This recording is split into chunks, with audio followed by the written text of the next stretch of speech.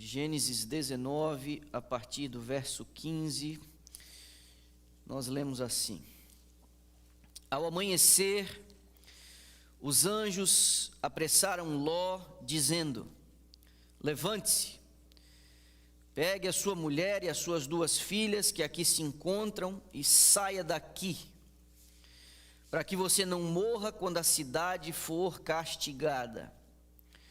Como, porém, ele se demorasse, aqueles homens o pegaram pela mão, a ele, a sua mulher e as 2 filhas, sendo-lhe o Senhor misericordioso, e o tiraram e o puseram fora da cidade. Verso 17. Havendo-os levado para fora, um deles disse: Corra para sair daqui com vida, não olhe para trás, nem pare em toda a campina, fuja para o monte para que você não morra. Verso 24. Então o Senhor fez chover enxofre e fogo sobre Sodoma e Gomorra. Isso veio da parte do Senhor desde os céus. Ele destruiu aquelas cidades e toda a campina, e todos os moradores das cidades, e o que nascia na terra.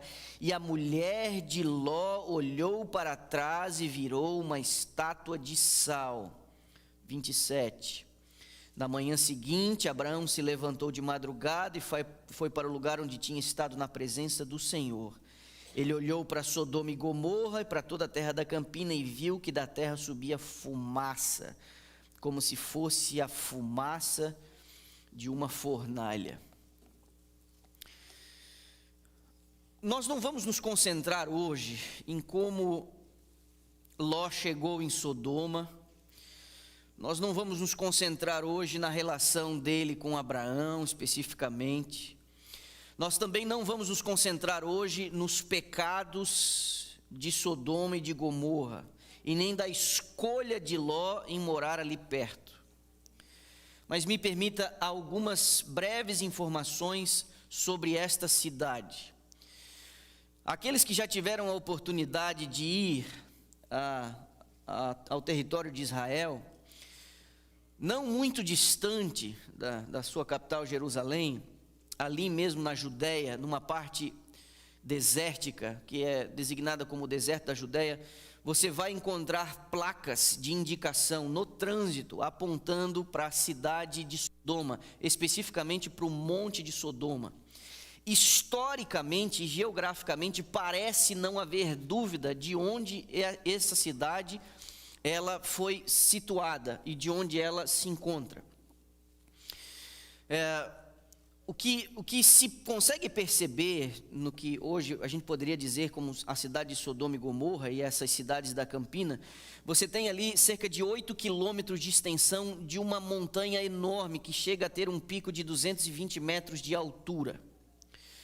Só que diferente de todas as outras áreas do deserto da Judéia, essa concentração de aproximadamente 8 quilômetros de extensão, ela tem uma característica que a distingue, porque ela tem uma grande concentração de sal nessa região.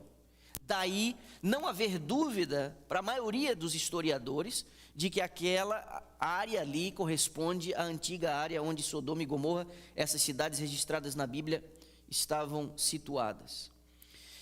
E dentro dessa cadeia de montanhas, desse amontoado um pouco mais elevado da superfície do nível do mar, você tem um pilar que é considerado por muita gente como sendo a mulher de Ló. É um pilar no meio daquele conjunto de montanhas que sugere o formato de uma mulher com uma roupa daquelas compridas. Se você curiosamente quiser dar um Google nisso, daí você vai entender que tipo de pilar é esse. Não se sabe ao certo se de fato este pilar corresponde ao que seria a mulher de Ló ou não. É um negócio de uma altura, logicamente, muito maior do que a estatura de um ser humano, mas é por causa do depósito constante do material que caiu, supostamente caiu naquele lugar e também sobre essa mulher. Mas a antiga tradição identifica já desde muito cedo aquele lugar, aquela região como sendo Sodoma e aquele pilar como sendo a mulher de Ló. Um historiador antigo, de 2000 anos atrás, chamado Flávio Joséfos, assim indicava. Os pais da igreja, dois deles, especificamente Irineu de Leão e Clemente Romano, também colocam aquela região como sendo Sodoma e aquele pilar como sendo a mulher de Ló. Uma outra curiosidade especificamente daquela região é que uma outra área um pouco mais concentrada, você encontra uma grande quantidade de enxofre. Enxofre, tradicionalmente, você encontra em regiões vulcânicas. E ali perto você não tem absolutamente nada de vulcão ou placas tectônicas que poderiam indicar a presença de enxofre. Um outro detalhe é que o enxofre encontrado neste monte de Sodoma, ele chega a ter 95% de pureza. E o enxofre que você encontra em regiões de movimentação vulcânica, esse é um enxofre misturado com outros resíduos e outros materiais que chega a ter 55% de pureza de enxofre. Nessa região, 95% de pureza, esse material encontrado lá. Mas a nossa reflexão de hoje não estará concentrada especificamente em Sodoma e nem nas razões de sua condenação. Hoje eu queria considerar com vocês uma solene advertência feita por Jesus em relação a um detalhe dessa história. E eu queria que você abrisse comigo a sua Bíblia em Lucas capítulo 17. Lucas capítulo 17.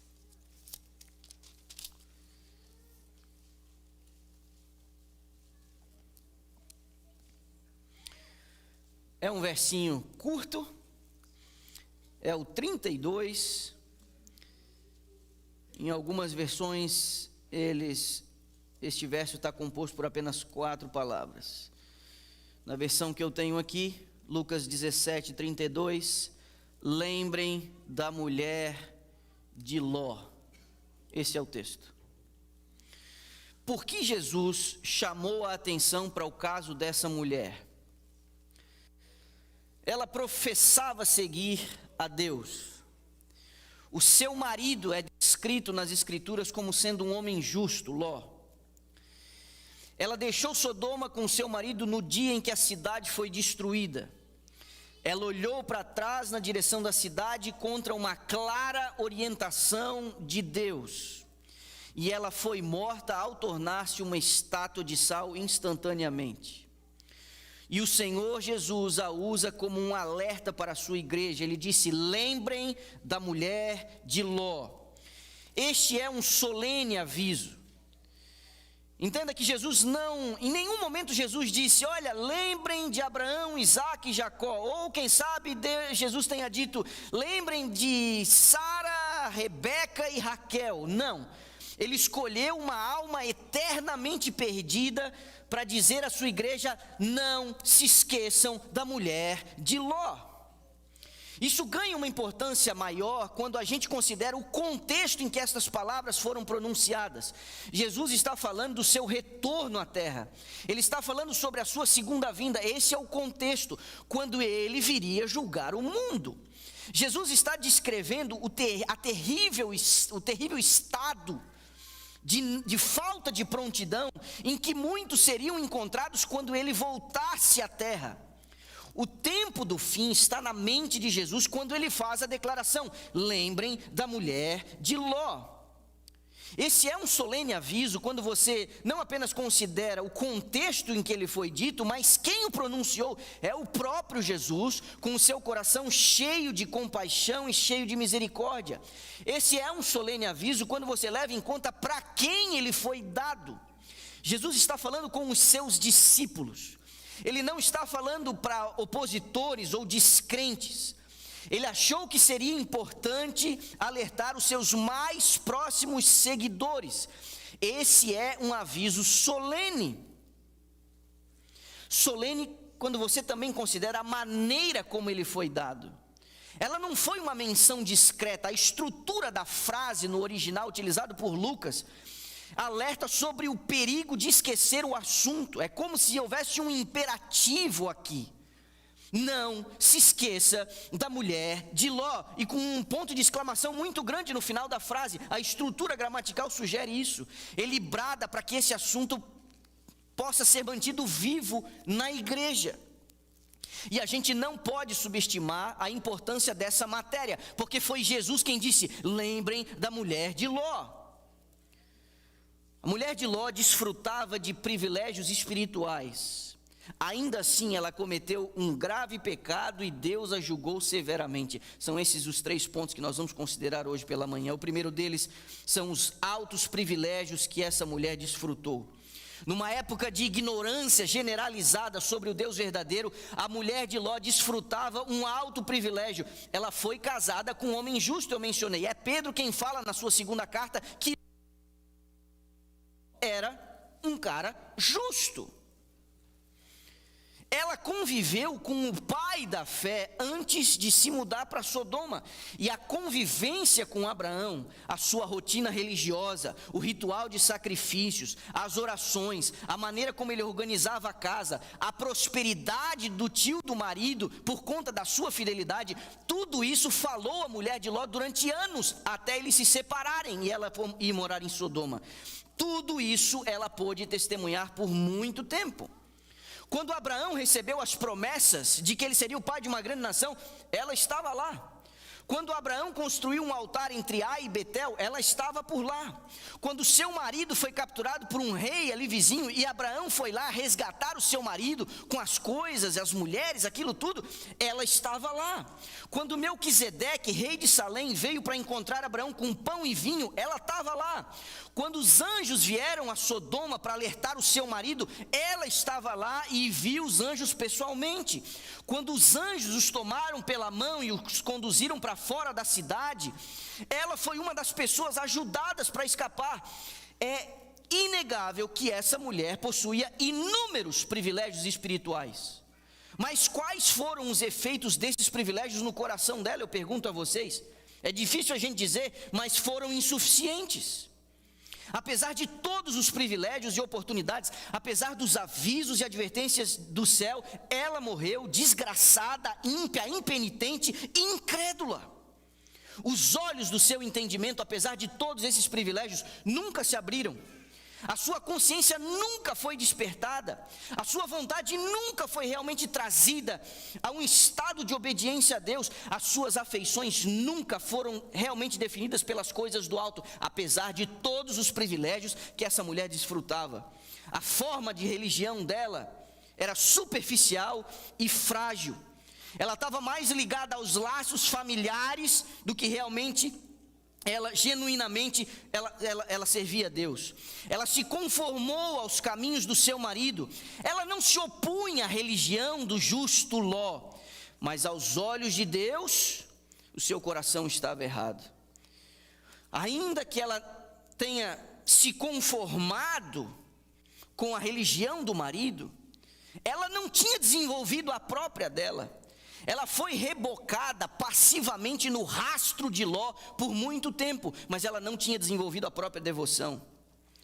O mundo estava em seu coração e o seu coração estava no mundo. Nessa condição ela viveu e nessa condição ela morreu. E há algo aqui que nós precisamos aprender. Nós vivemos numa época em que o cristianismo se conformou com uma forma de piedade, mas sem nenhum poder vital. Uma religião nominal não pode salvar absolutamente ninguém. Como a mulher de Ló, você pode possuir vantagens espirituais. Como a mulher de Ló, você pode viver dias ensolarados. Você pode ter ricas oportunidades. Você pode curtir as pregações. Você pode até sentir-se bem em vir à igreja e participar do culto. Você pode estar satisfeito com a teoria religiosa que você tem. Você pode conviver no meio da luz, do conhecimento, da santidade e da boa companhia. Você pode ter todas essas coisas e ainda assim não ser convertido e no final estar perdido para sempre. Eu sei que isso parece sombrio e muita gente pode até dizer que se eles fossem bem casados, se eles tivessem um marido que fosse um real sacerdote do lar, ou se tivesse uma esposa piedosa, ou que se tivesse com bons amigos, ou que se tivesse um bom trabalho, um bom patrão, se eles pudessem ter um pastor melhor, uma igreja mais calorosa, quem sabe com todas essas vantagens e privilégios, eles andariam realmente com Deus. Mas isso é um mero engano, isso é uma completa ilusão, porque se requer mais do que privilégios e vantagens para você salvar sua alma. Joabe foi capitão de Davi, Geazi foi servo de Eliseu, Demas foi companheiro de Paulo, Judas discípulo de Jesus. Todos estes morreram em seus pecados, apesar dos privilégios que eles tiveram. Todos fracassaram, apesar do conhecimento, dos alertas e das oportunidades. Assim como a mulher de Ló, a quem o nosso Senhor nos alerta: lembrem da mulher de Ló. Todos estes exemplos nos ensinam que não é apenas privilégios espirituais que nós precisamos da graça do Espírito Santo governando a nossa vida. Nós precisamos de uma conversão de verdade. Você precisa valorizar os seus privilégios religiosos, mas você não deve confiar neles. Você deve até desejar ter o benefício desses privilégios em todas as áreas da sua vida, mas você não deve colocar esses privilégios no lugar de Cristo. Use os privilégios que você tem, cuide deles, mas que eles produzam algum fruto na sua vida. Porque se os privilégios religiosos que você anda desfrutando não fazem ou não trazem nada de bom, provavelmente eles vão lhe causar mal. Porque os privilégios religiosos, a convivência com a igreja, uma fé nominal, mas não real, isso acalma a consciência da gente, como se nós estivéssemos no caminho certo. Isso, em contrapartida, aumenta a sua responsabilidade e vai intensificar a sua condenação. O mesmo fogo que derrete a cera endurece a argila. O mesmo sol que faz a árvore viva crescer, vai secar a árvore morta e a prepara para queimar. E eu vou dizer aqui a você, ouça as minhas palavras com cuidado: nada endurece mais o coração do homem do que uma familiaridade vazia com as coisas sagradas. Quantas e quantas vezes vocês têm me ouvido repetir aqui deste púlpito: uma verdade que não transforma você, ela vai deformar você. Uma familiaridade vazia com a igreja tornará você uma pessoa pior. Pastor, de onde é que você está tirando isso? Será que nós nos esqueceríamos da severa repreensão que o Senhor faz à igreja, dizendo: eu preferiria que você fosse frio. Eu preferiria que você fosse frio a ficar com um pé dentro e um pé fora. Não são apenas os privilégios que tornam as pessoas cristãs, mas é a graça do Espírito Santo. Sem isso ninguém jamais será salvo. É um privilégio nosso, semana após semana, sentarmos confortavelmente nesse edifício ou no sofá de casa, ouvirmos o pastor pregar o evangelho com toda a energia e empolgação possíveis, mas depois de anos e anos ouvindo o servo de Deus, a pergunta que fica é: o que você tem no seu coração? Você tem recebido o Espírito Santo? Se não, cuidado, você pode não ser melhor do que a mulher de Ló, e olha o fim dela. Os nossos filhos precisam considerar o que eu estou dizendo aqui hoje, e como eu pensei nos meus essa semana. E como eu disse isso ao mais velho, pensei muito em você essa semana. É um alto privilégio crescer num ambiente cristão. Ter pais piedosos, comprometidos, pais que oram ao pé da cama, que trazem os filhos à igreja, que investem tudo que eles têm na formação espiritual deles. É um privilégio ser ensinado no evangelho desde cedo. É um privilégio ter as memórias mais remotas da infância no seio da igreja. Mas cuidado para que você, criança, juvenil, adolescente e jovem, não cresça infrutífero no meio de todas essas vantagens. Cuide para que o seu coração não permaneça duro, impenitente, mundano, apesar de todos esses privilégios. Você não poderá entrar no reino de Deus, ouça o que estou lhe dizendo, se apoiando na fé da sua família ou dos seus parentes. Isso não vai funcionar. Você vai precisar comer o pão da vida por si mesmo. Você vai precisar receber o Espírito Santo no seu próprio coração. Você vai precisar arrepender-se dos seus próprios pecados. Você vai precisar ter a sua própria fé. Você vai ter que desenvolver a sua própria santidade, senão você não será melhor do que a mulher de Ló. E Jesus disse: lembrem da mulher de Ló. Eu realmente espero que você desfrute dos seus privilégios espirituais, mas que você não se apoie neles, porque eles são inúteis para a salvação. A esposa de Ló tinha muitos privilégios, mas o seu coração estava dividido, e num coração dividido não há o domínio do Espírito Santo. O que nos leva ao segundo ponto: o pecado que a mulher de Ló cometeu, apesar dos privilégios. Pastor, você não estaria sendo muito exigente com essa pobre coitada? Não perca de vista que toda a nossa conversa está baseada num alerta feito pelo próprio Jesus. Lembrem da mulher de Ló. Não é criatividade do pregador, eu só estou apenas sublinhando o que Jesus disse, e ele falou isso para a igreja, ele falou isso para aqueles que esperavam o seu retorno. No relato primário, o seu pecado está registrado em pouquíssimas palavras. Ela olhou para trás. Isso não soa pequeno demais para você? Para Deus ter punido ela com tamanha severidade? Não parece um pouco desproporcional? Isso é o que a maioria das pessoas pensam. Há alguns anos atrás eu cheguei numa igreja. Recente eu tinha assumido aquele distrito pastoral. E uma mulher responsável por organizar o culto de jovens no sábado à tarde me procurou e disse: pastor, eu estou com uma ideia para fazer o culto de jovens aí no próximo mês e eu queria saber a sua opinião. Eu acho que nós tratamos a mulher de Ló com muita severidade. Eu queria considerar nesse culto as razões pelas quais ela olhou para trás. Vamos pensar junto aqui. Há muito mais nessa olhadinha para trás do que normalmente a gente capta a princípio. Aquele foi um pequeno olhar, mas revelou o verdadeiro caráter daquela mulher. Pequenas coisas frequentemente demonstram o estado da mente das pessoas. Pequeninas coisas, isso não é nada. Pequenos sintomas são frequentemente sinais de doenças incuráveis e mortais. O fruto que a Eva comeu no jardim foi uma pequena coisa, mas aquilo foi suficiente para ela perder a sua inocência. O seu estado se tornou um estado pecaminoso. Uma rachadura num arco de uma ponte prova que a sua fundação tem a sua estrutura comprometida. Aquele foi um pequeno olhar, mas também revelou a desobediência da mulher de Ló. A ordem do anjo foi específica e inconfundível, como foi a ordem de Deus ao casal no jardim: comam de tudo, mas daquele ali nem cheguem perto, não comam daquele fruto. A ordem do anjo foi simples: corram naquela direção e não olhem para trás. Tem coisa mais simples e mais clara do que essa? Mas o verso 17 do capítulo 19 que lemos, a mulher se recusou a obedecer a ordem e ela volta para trás, numa atitude de rebeldia. A Bíblia diz que é melhor obedecer do que sacrificar, de que a rebelião é pior do que a feitiçaria. Quando Deus fala claramente por sua palavra, o nosso dever é claro: obedeça. Por isso Jesus disse: lembrem da mulher de Ló. Aquele foi um pequeno olhar, mas demonstrou uma descrença orgulhosa dela. Ela parecia duvidar que Deus realmente iria destruir Sodoma.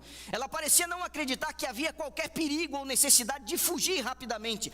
No momento que alguém começa a pensar que sabe melhor do que Deus, não levando ele a sério diante de um alerta ou de uma advertência, esse alguém está em perigo. É muito exagero.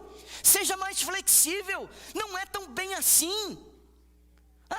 Mas pode ser qualquer dia, não precisa ser esse dia. Pode ser qualquer coisa, não precisa ser essa coisa. Pode ser isso aqui, não precisa ser exatamente aquilo ali. Muito cuidado, esse tipo de racionalização leva a pessoa a um caminho da ruína. Quando nós não entendemos o modo de Deus de agir, a melhor coisa de a gente fazer é se calar e confiar. Não discute com a soberania e com a sabedoria infinitas. Aquele foi um pequeno olhar, mas revelou o amor mundano da esposa de Ló. O seu coração estava em Sodoma. Embora o seu corpo estivesse do lado de fora, ela lamentou que uma vida inteira de esforço e trabalho havia sido jogada para trás e sendo condenada à destruição. O carro, a casa, os móveis, a roupa, os seus utensílios, as suas memórias, as suas lembranças. Que coisa é essa, eu sair com a roupa do corpo para começar tudo de novo com a idade que eu tenho? Ela se volta em rebeldia porque na cabeça dela não era justo. Seu coração estava ainda na cidade, embora o seu corpo já estivesse do lado de fora. Ela havia deixado seus afetos para trás. 2 das filhas que moravam ainda com ele saíram, mas ela havia deixado parte da família lá. Ela tinha outras filhas que ficaram lá com seus genros.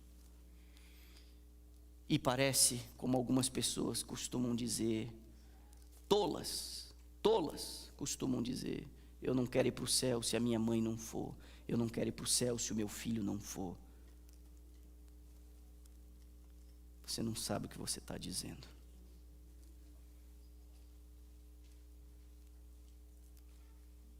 Seu olhar se volta para o lugar onde estava o tesouro dela. Enquanto a bússola apontava numa direção, ela se volta para onde estavam os seus afetos. Esse foi o ponto culminante do pecado dela. A Bíblia diz: a amizade do mundo é inimizade com Deus, Tiago 4:4. Se alguém ama o mundo, o amor do Pai não está nele, 1 João capítulo 2, verso 15. E eu quero chamar a sua atenção de forma especial para esse ponto, porque pode ser justamente aqui que o Senhor Jesus particularmente pretende direcionar as nossas mentes. O caso dessa mulher é um alerta do perigo em olhar para o mundo. A sua religião pode ser boa e crível, mas ela nunca desistiu do mundo. Ela parecia estar no caminho seguro, ao mesmo tempo em que os pensamentos mais baixos e profundos do seu coração eram para o mundo. O imenso perigo do mundanismo é a principal lição que o Senhor Jesus quer que aprendamos com essa mulher. Esse Jesus que andam vendendo por aí, um Jesus acomodado ao gosto de sua clientela, esse Jesus não existe.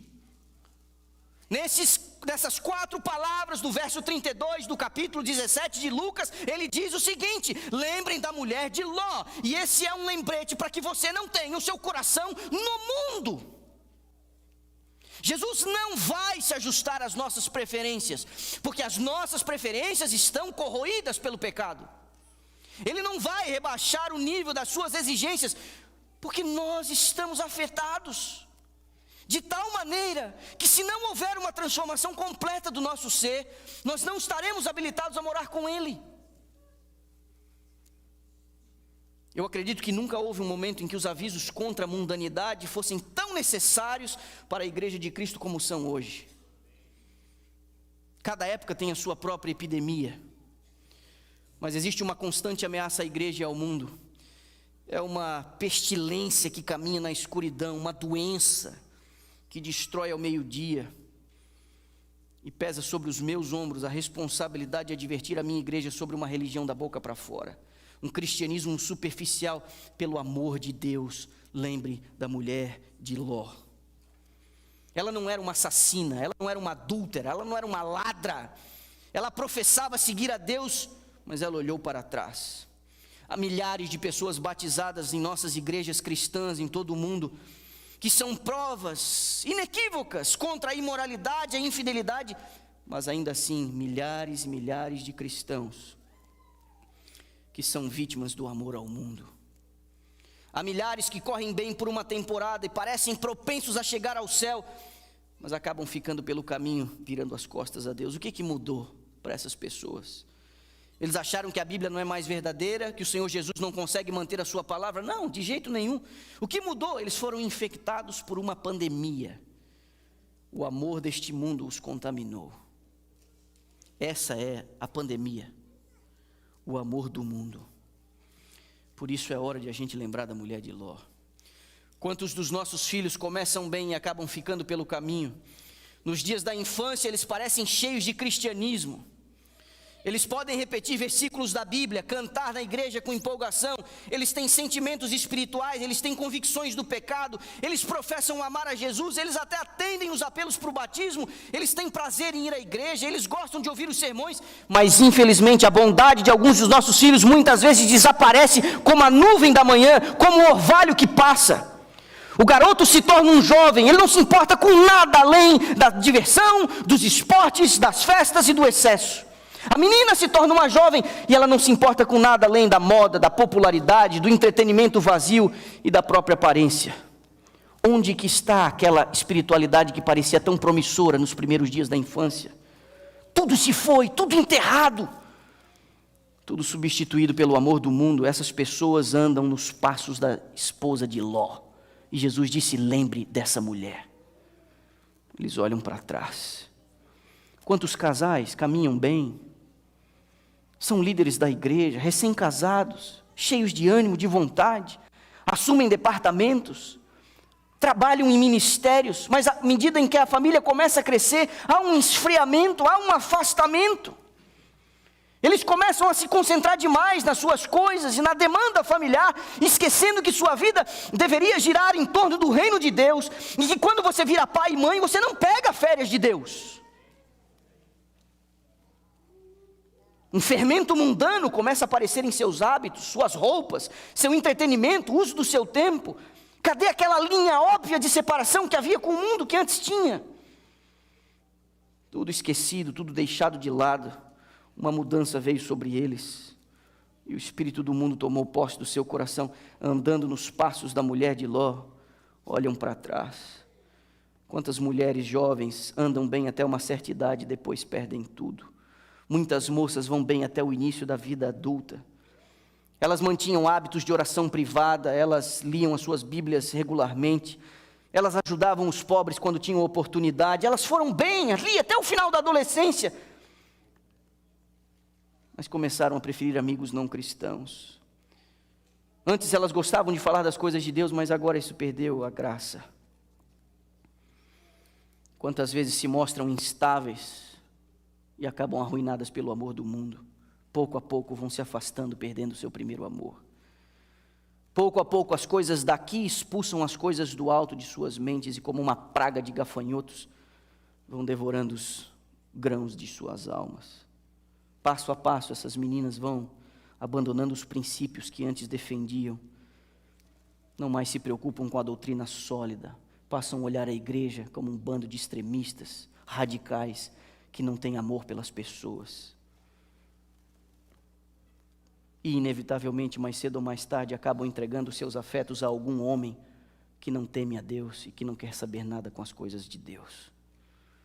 Por fim, essas meninas acabam desistindo do seu próprio cristianismo e se tornam filhas do mundo. Elas andam nos passos da mulher de Ló e olham para trás. Quantos membros zelosos e sérios se tornaram sem vida, formais, frios. Houve um tempo em que ninguém parecia tão vivo em Cristo como você. Ninguém estava tão ansioso em promover a causa do Evangelho do que você. Mas alguma coisa mudou, o amor por outras coisas tomou posse do seu coração e sufocou a boa semente da palavra. O dinheiro, as recompensas, o entretenimento, as honras do mundo agora têm o primeiro lugar nos seus afetos. Pode ser que você não tenha mais interesse nas coisas espirituais. Você ainda tem uma forma de religião, mas não é mais um cristianismo vivo.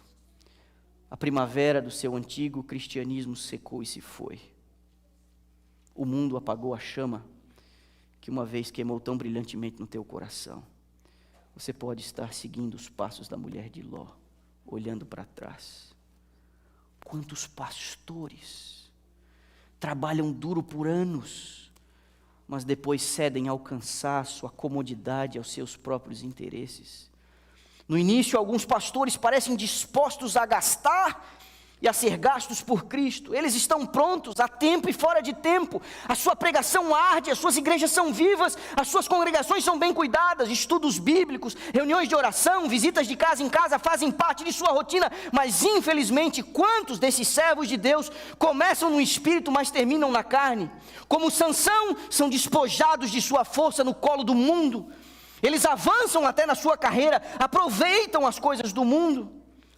Suas esposas se tornam mundanas, inchadas de orgulho pelo status do marido. Pastores que negligenciam o estudo e a oração. É como uma geada mordaz que vai matando o verde da alma. A pregação perde a unção, a pregação perde o poder. O trabalho entra no automático. O que ele faz durante a semana é cada vez mais insignificante. Tom de conversa de ministros do Evangelho com um tão mundano, um vocabulário tão chulo, não eleva. Alguns adquirem um receio de visões extremas. É melhor não mexer com isso. Medo de ofender o rebanho. O homem que ao mesmo tempo parecia ser um verdadeiro sucessor dos apóstolos, um bom soldado de Cristo, se estabelece como um jardineiro clerical, administrando um negócio, fazendo as coisas apenas por demanda, em vez de proclamar e viver a Cristo. Pastores que não ofendem ninguém, são pastores que também não salvam ninguém, porque a salvação tem um tom ofensivo. Igrejas mortas. E a influência deste servo vai diminuindo na medida que o mundo vai o amordaçando. Pastores que caminham nos degraus da esposa de Ló olham para trás. É triste a gente falar sobre essas coisas, mas o mais triste ainda é você testemunhar essas coisas. É triste você ver cristãos professos tendo as suas consciências cegadas, racionalizando os seus próprios pecados. É triste observar quantas pessoas se lisonjeiam de que tudo está bem com suas almas, quando está tudo errado por causa do seu amor pelo mundo. É triste começar como Jacó, Davi e Pedro, e terminar como Esaú, Saul e Judas Iscariotes. Gente que começa como Ruth, Ana e Maria, e que provavelmente terminará como a esposa de Ló. Cuidado com uma religião tímida, da boca para fora. Cuidado ao seguir a Jesus por qualquer motivo secundário, seja para você agradar os seus parentes e amigos, ou para você se encaixar com os outros, ou para parecer de alguma maneira respeitável, tendo uma boa reputação religiosa. Muito cuidado. Siga a Cristo pelo seu próprio bem, se você o seguir, mas seja meticuloso, seja real, seja honesto, seja sólido, seja de todo o seu coração, não seja de meio coração. Se você tem algum cristianismo, que esse cristianismo seja real. Cuide para você não acabar com a esposa de Ló. Cuide com a tentativa secreta de você permanecer ainda com uma parte de você no mundo. Eu apelo à minha igreja nessa manhã, por favor, não faça nenhum compromisso com o mundo, não tente fazer uma barganha, como se você quisesse dar a Cristo o mínimo possível do seu coração, e manter o máximo possível ainda nas coisas do mundo. Cuidado para você não alcançar muito e acabar perdendo tudo. Você precisa amar a Cristo de todo o seu coração, de toda a sua mente, de toda a sua alma e de toda a sua força. Você precisa buscar primeiro o reino de Deus e acredite que todas as outras coisas serão adicionadas a você. Pois se a gente viu os privilégios da esposa de Ló, a gente viu o pecado da esposa de Ló, nós precisamos considerar o julgamento que Deus executou sobre ela, sobre a punição infligida sobre essa mulher. A Bíblia diz em poucas palavras, ela olhou para trás e se tornou uma estátua de sal. A mesma mão do Todo-Poderoso que a criou, tirou a sua vida instantaneamente. De carne e sangue, ela foi transformada num pilar de sal. Que terrível fim. A morte nos leva a profundas reflexões. E as nossas últimas semanas aqui não foram fáceis. Perdas, sofrimentos, decepções, dúvidas. Mas morrer, de repente, instantaneamente, num ato de pecado, cheia de saúde e perspectiva, por um ato direto de Deus, uma intervenção de sua ira, isso é terrível. Esse foi o fim dessa mulher. Esse foi o fim dessa mulher que Jesus nos advertiu a não esquecer. Foi um fim sem esperança. Existem casos quando há esperança, nós encontramos consolo ao perceber evidências aqui e ali na vida de alguém que nós amamos, que antes de sua morte teve uma experiência com Deus. Isso traz consolo ao nosso coração, mas no caso dessa mulher, sem esperança. A gente lembra do caso do ladrão na cruz, pessoas que se arrependem na última hora, mas o caso dessa mulher não inspira esperança alguma. E Jesus nos advertiu a lembrarmos dela. Devemos lembrar que a ira de Deus não é repentina, ainda que pareça repentina. Faraó teve a sua chance, e quando a ira de Deus foi arremessada sobre ele, foi terrível. Corá, Datã, Abirão tiveram a sua chance, Ofni e Finéias tiveram a sua chance, Saul teve a sua chance, Acabe teve a sua chance, Absalão teve a sua chance, Belsazar teve a sua chance, Judas Iscariotes teve a sua chance, Ananias e Safira tiveram a sua chance. Ainda que o juízo de Deus tenha caído sobre essas pessoas, aparentemente de forma repentina, todos eles tiveram uma chance, e você está tendo a sua chance hoje. Você tem tido chance semana após semana. Então Jesus diz para você: você que aguarda o meu retorno, lembre da mulher de Ló. Cada um desses casos que eu citei foi de pessoas que tiveram grandes privilégios, mas ainda assim exerceram a sua vontade profana, apesar de tudo que viram e testemunharam. Essa gente conviveu com profetas e apóstolos, um deles conviveu com o próprio Jesus por mais de 3 anos. Todo o privilégio acumulado pelo conhecimento torna o juízo de Deus ainda mais severo. E você é um privilegiado. Você tem tido chance após chance. Você é um privilegiado. Aproveite. Não se esqueça da mulher de Ló. As palavras da serva do Senhor, ela diz: quando é atingido aquele limite da misericórdia de Deus, os oferecimentos dessa misericórdia são retirados e inicia-se o ministério do juízo. Há um momento que bate no relógio de Deus: agora chega, meu irmão, agora chega.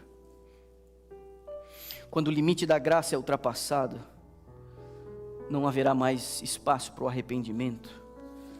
Sobre estes que se recusam a arrepender-se, sobre eles repousa a culpa, sem perdão, sem redenção, incapazes de viver no céu. O caso da mulher de Ló nos fala sobre o perigo de pecar contra a luz, nos fala do ódio que Deus tem pelo pecado e da punição que inevitavelmente cairá sobre o rebelde. Nós não cremos que existe um inferno eterno. Essa não é a compreensão adventista. Mas nós cremos e pregamos sobre a existência de um inferno de consequências eternas. E esse é um dos alertas dados nas 3 mensagens angélicas de Apocalipse 14, quando Deus diz: sai dela, povo meu, para você não ser cúmplice dos seus pecados. Porque está reservado um juízo. A ira de Deus será arremessada contra o pecado e a origem do pecado, sem mistura de misericórdia. E essa ira está destinada ao pecado, a Satanás e aos seus demônios. Essa ira não está destinada aos seres humanos, porque esta ira foi colocada sobre o Filho de Deus, que morreu no teu lugar, para que você não venha a suportar tal ira.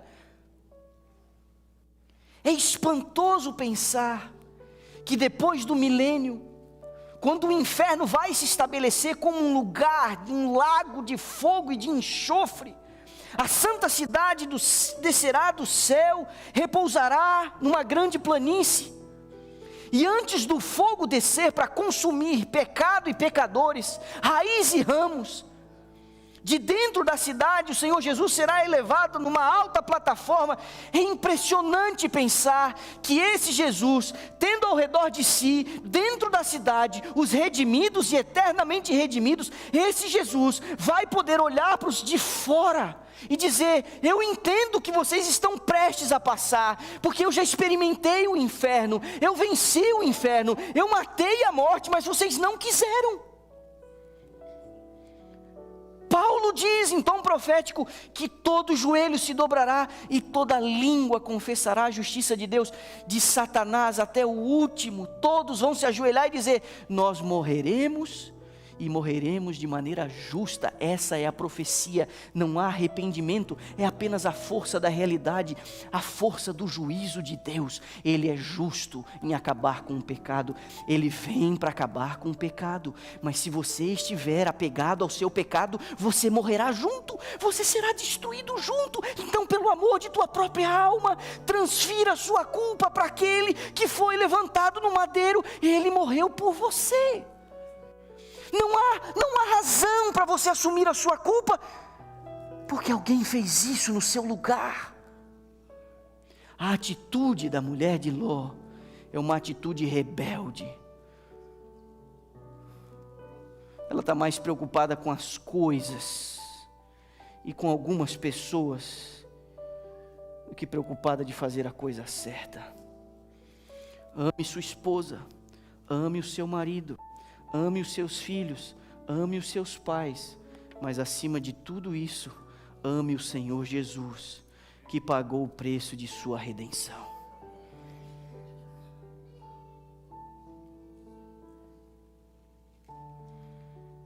Você tem sido descuidado com a segunda vinda de Jesus?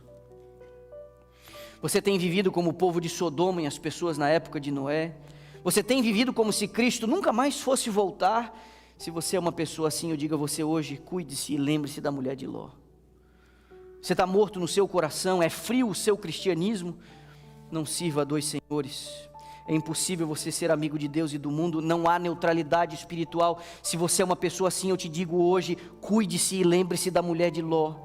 Você está vacilando entre os dois modos de vida, inclinado a voltar-se para o mundo.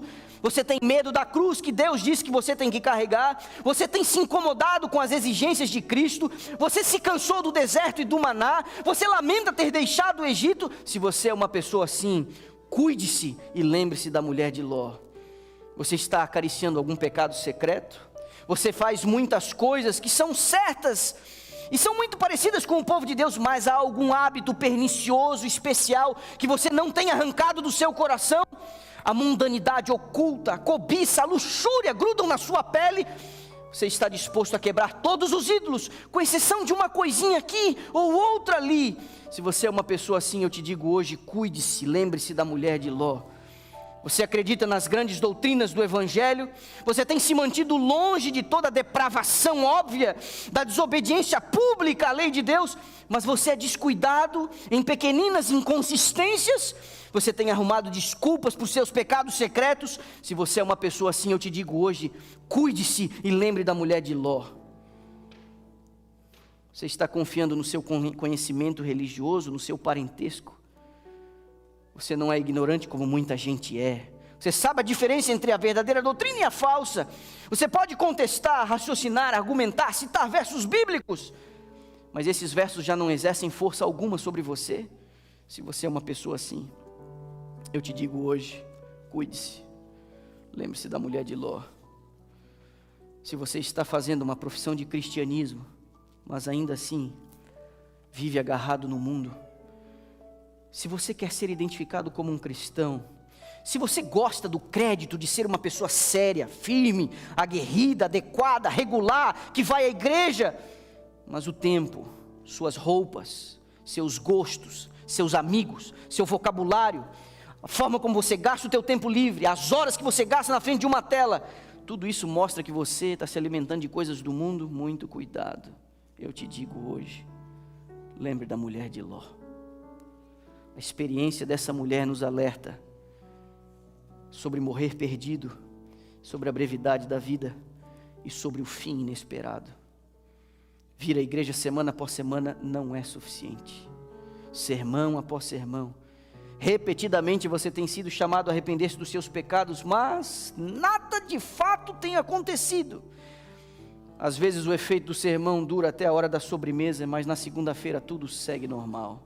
As mesmas velhas manias, os mesmos hábitos mofados, o mesmo guarda-roupa, a mesma geladeira, as mesmas assinaturas de streaming, as mesmas playlists.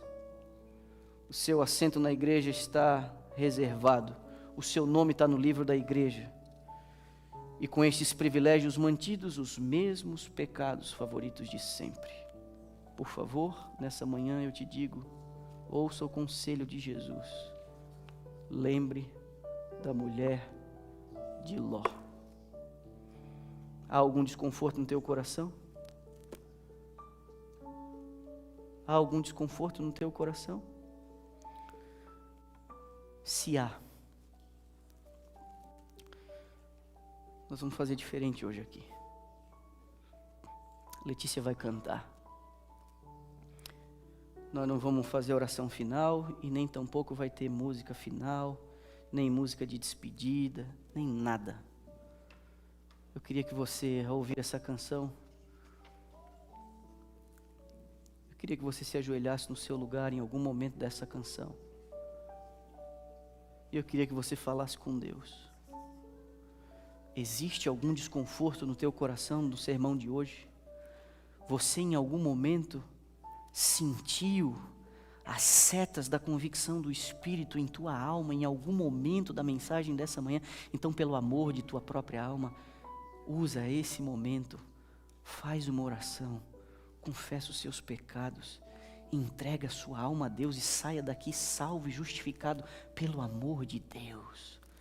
Lembre dessa mulher, dessa infame mulher, que tinha um pé dentro e um pé fora, o coração no mundo e o corpo na igreja. Ore por você, diga da sua dificuldade, fale da disputa, fale desse afeto que você tem pelo mundo e peça ajuda de Deus. Eu não sei quais pecados você tem nutrido, eu não sei que vida é essa que você anda levando, eu não sei, mas Deus sabe. E essa oração não é porque você vai ter que dizer para Ele alguma coisa que Ele não saiba, é que a tua salvação, ela depende da confissão, ela depende do reconhecimento, depende. Lembre da mulher de Ló. É Jesus quem está dizendo, você que aguarda o meu retorno, você precisa lembrar da história dessa mulher. Então, por favor, quando você quiser, deixe o recinto. Quando você achar que já foi suficiente, saia daqui hoje. Mas saia pisando em ovos. Saia com profunda reverência. Sai daqui hoje. Não para um bate-papo cordial no corredor, mas saia daqui hoje para uma nova vida. Pelo amor de Deus. Pelo amor de Deus. Faz 6 anos que eu prego desse púlpito aqui. Esse é o sermão 265 e eu pergunto, meu Deus, o que mudou? Quais foram os crescimentos? Quais foram os amadurecimentos? O que a gente conseguiu prevenir? O que a gente conseguiu evitar? Meu Deus, por favor, fale com Deus antes de deixar esse recinto. Fale com Deus.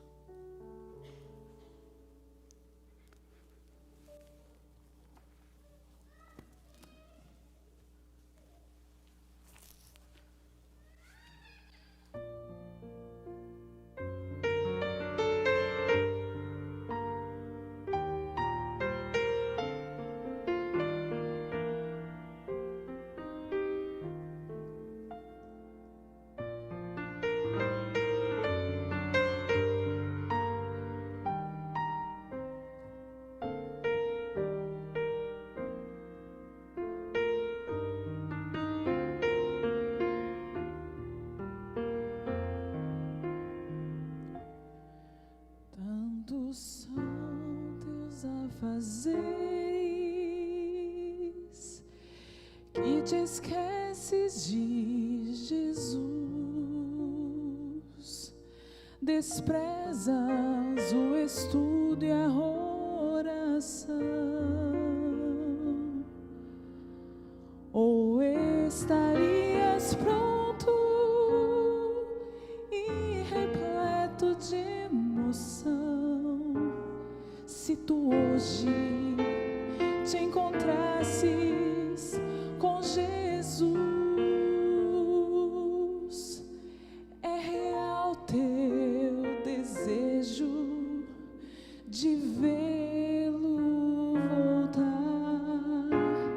Tu anseias por teu Salvador. São teus lábios louvor, é tua vida amor. Queres mesmo ver Cristo voltar?